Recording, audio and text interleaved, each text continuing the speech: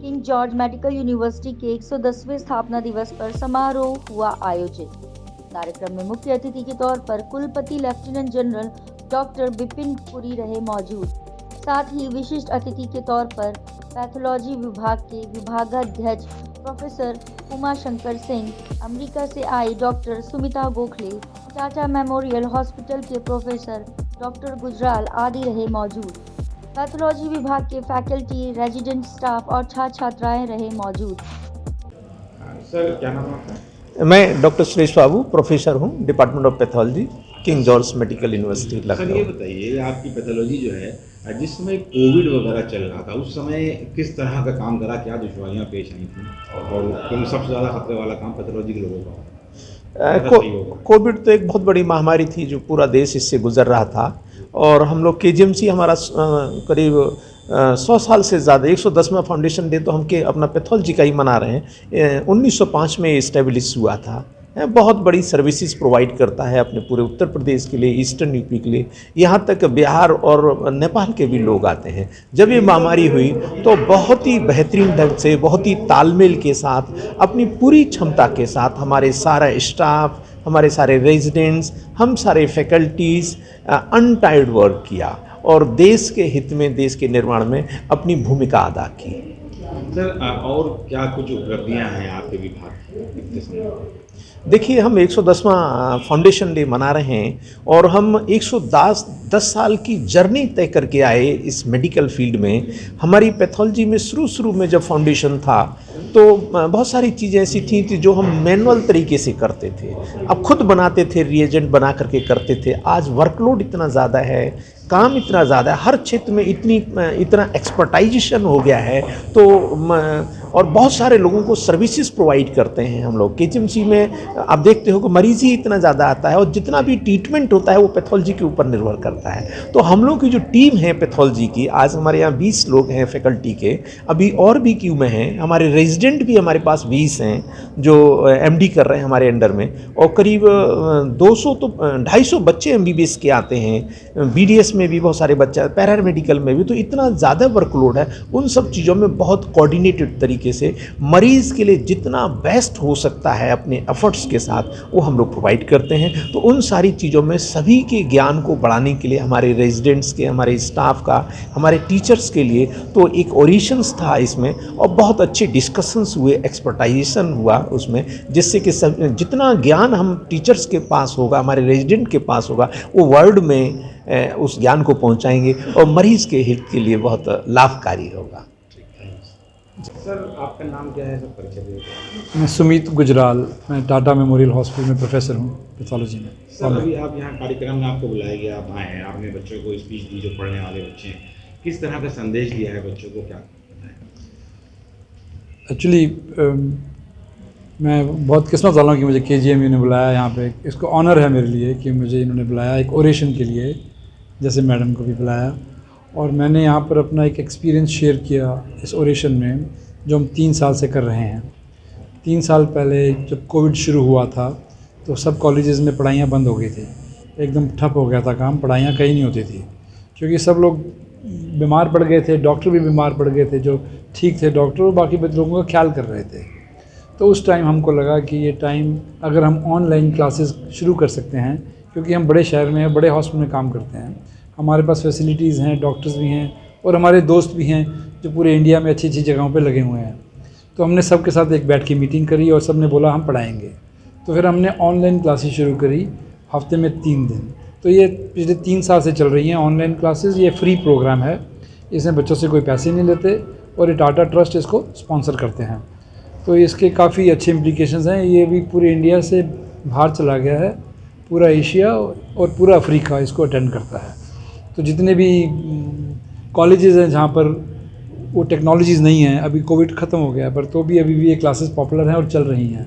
तो अगर मुझसे आप पूछें तो कोविड का इतना नुकसान हुआ, इतनी जान माल गया, पर हमको एक फ़ायदा ये हुआ कि हमने अभी ऑनलाइन क्लासेस शुरू कर दी हैं, जो कि बेस्ट टीचर्स को, सबसे अच्छे टीचर जो, और छोटे से छोटे मेडिकल कॉलेज जहाँ पर इतनी फैसिलिटीज़ नहीं हैं, वो बच्चे भी उनसे सीख सकते हैं। मैम क्या नाम है आपका? सुमिता गोखले। मैम ये बताइए, आप अमेरिका से आई हैं यहाँ पर इस कार्यक्रम में शामिल होने के लिए, क्या कुछ वजह रही और यहाँ पर आकर आपने क्या पाया? तो आज 110वां फाउंडेशन डे मनाया जा रहा है और हमने एमडी पैथोलॉजी यहीं से किया था, तो इसलिए हमारे लिए ये बहुत ख़ास बात है कि हम अपने कॉलेज वापस आ सकें और जो कुछ सीखा है वो सबसे शेयर कर सकें। तो आज हम ब्रेस्ट पैथोलॉजी के बारे में मेनली बात की और जो नई नई चीज़ें और आ रही हैं, जैसे जैसे रिसर्च होती है तो हर साल कुछ ना कुछ नया होता रहता है, तो हम लोग को वो सीखते रहना चाहिए। वही हमने सब शेयर किया। कुछ केसेस जो हमने देखी थी जो अच्छी थी वो अपने साथ लाएं, सबके साथ उनको दिखाया। उसमें जो इम्यूनोहिस्टोकेमिकल स्टेन्स करते हैं और किस तरह से डायग्नोसिस बनाते हैं, स्पेशली जो बिनाइन रहती हैं केसेस, लेकिन माइक्रोस्कोप के अंदर जब देखते हैं तो लगता है कि शायद मैलिग्नेंट हो सकती हैं, यानी कि कैंसर हो सकता है। तो किस तरह से किसी बिनाइन चीज़ को हम कैंसर ना कहें, तो उसके बारे में बात करी। तो क्या संदेश देना चाहती हैं जो भी नए छात्र छात्रा जो यहाँ पर ट्रेनिंग कर रहे हैं उनके लिए? यही कि हर एक दिन कुछ नया सीखते रहें। सीखने को बहुत है और पढ़ाई कभी ख़त्म नहीं होती, ज़िंदगी भर हम सीखते रहते हैं और हर एक केस जो हम देखते हैं तो उससे सीखने को मिलता है। और हमेशा यह ध्यान रखें कि हर केस के पीछे एक व्यक्ति है, एक पेशेंट है, और जो हम डायग्नोसिस बना रहे हैं उसके ऊपर पूरा उनका ट्रीटमेंट और उनकी ज़िंदगी अवलंबित है। तो हमको डायग्नोसिस बहुत ध्यान से बनानी चाहिए और अगर कहीं कुछ ये हो, डाउट हो, तो एक दूसरे को दिखाना चाहिए, कंसल्ट लेना चाहिए। तो यही हम कहना चाहेंगे कि हमेशा सीखते रहें। Thank you. सर, ये आज आपके विभाग द्वारा किस तरह का यहाँ पे कार्यक्रम किया जा रहा है? हम लोग के department of pathology king George's medical university का आज 110वां फाउंडेशन डे है। हम लोग लगभग 110 सालों से पैथोलॉजी हमारी डिपार्टमेंट काम कर रही है और उसी के उपलक्ष्य में हम आज ये फाउंडेशन डे फंक्शन कर रहे हैं। अच्छा, कुछ नया भी होगा जो अभी 110 साल मना रहे हैं, इसमें कुछ पैथोलॉजी में कुछ नया भी है? हम लोगों को पैथोलॉजी में हर समय अपडेट रहना होता है और मिनट टू मिनट अपडेट हमें रहना होता है, करंट जो भी नॉलेज है, क्योंकि उसके बिना जो है ना तो डायग्नोसिस हो पाएगी, ना ट्रीटमेंट हो पाएगा, ना फॉलोअप हो पाएगा। तो हमारे यहाँ सभी जितने भी विशिष्ट टेस्ट हैं या जो भी स्टेट ऑफ आर्ट टेस्ट हैं वो सभी हमारे यहाँ डिपार्टमेंट ऑफ पैथोलॉजी में होते हैं और हमारी पैथोलॉजी नेशनल जितने भी एक्रीडेशन के हैं उससे जो है सर्टिफाइड है, NABL सर्टिफाइड हमारी लैब्स हैं। सर, ये बताइए कि पहले के मुकाबले और आज में क्या कुछ उपलब्धियाँ पाई आपके पैथोलॉजी विभाग ने, क्या कुछ आगे बढ़ी है?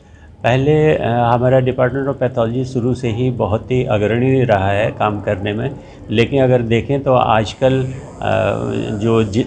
जो मॉडर्न टेस्ट हैं, जो मॉलिक्यूलर टेस्ट हैं, वो सभी के सभी हम करते हैं। और मेन जो हमारी सुविधाएं हैं वो ये है कि बेड साइड से सैंपल कलेक्ट करके और उसको आधे घंटे के अंदर रिपोर्ट देने की क्षमता 24/7 डेज़ इंटू 365 डेज़ हमारी है। और ये संख्या जो है लाखों में है जो हम टेस्ट करते हैं और उससे हम डायग्नोसिस करते हैं, फिर ट्रीटमेंट होता है, उसके इफ़ेक्ट्स देखते हैं। तो एक तरह से हमारी जो पैथोलॉजी है वो बहुत वाइब्रेंट और बहुत लाइव पैथोलॉजी होती है, जिसके बेसिस पे हम देखते हैं कि अभी इस पेशेंट को हार्ट अटैक पड़ा या नहीं पड़ा, फिर उसके बाद दवा से क्या हुआ, वो जब ठीक हो गया तो कैसे हुआ।